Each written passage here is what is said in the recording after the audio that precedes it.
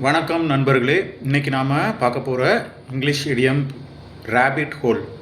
இந்த rapid whole அப்படிங்கிறது என்ன அப்படின்னா, ஆலிஸ் இன் த ஒண்டர்லேண்ட் அப்படின்னு சொல்லிட்டு ஒரு பிரபலமான ஒரு கற்பனை கதை இருக்குது, ஃபிக்ஷனல் ஸ்டோரி. அதில் ஒரு சின்ன பொண்ணு ஒரு முயலுடைய குழிக்குள்ளார விழுந்துருவாங்க. அந்த விழுந்ததுக்கப்புறம் பார்த்திங்கன்னா அவங்க ஒரு வேற ஒரு உலகத்துக்கு போயிடுவாங்க. நம்ப முடியாத நிறைய விஷயங்கள்லாம் பார்ப்பாங்க. அது ரொம்ப நேரம் ஆயிரும் அந்த குழிக்குள்ளார போயிட்டு. அவங்க எதுக்கு போனாங்க, என்ன பண்ணுறாங்கன்னே தெரியாது. அந்த மாதிரி நிறைய விஷயங்கள் நடக்கும். ஸோ அதை தான் இந்த ரேபிட் ஹோல் அப்படின்னு சொல்கிறாங்க. அதாவது ஏதாவது ஒரு விஷயத்த தெரியாமல் ஆர்வத்தில் நம்ம தொடங்கிட்டு அது எங்கெங்கிட்டோ போகுது இல்லையா, அதை தான் ரேபிட் ஹோல்னு சொன்னோம்.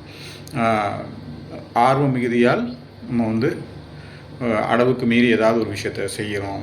நேரம் போகிறதே தெரியாத மாதிரி கிரிக்கெட் பார்த்துக்கிட்டு இருக்கிறோம், இல்லை ப்ரௌசிங் பண்ணி ஏதோ ஒன்று தேடுறோம் அப்படின்னா அது ரேபிட் ஹோல் அப்படின்னு சொல்லிட்டு சொல்லலாம்.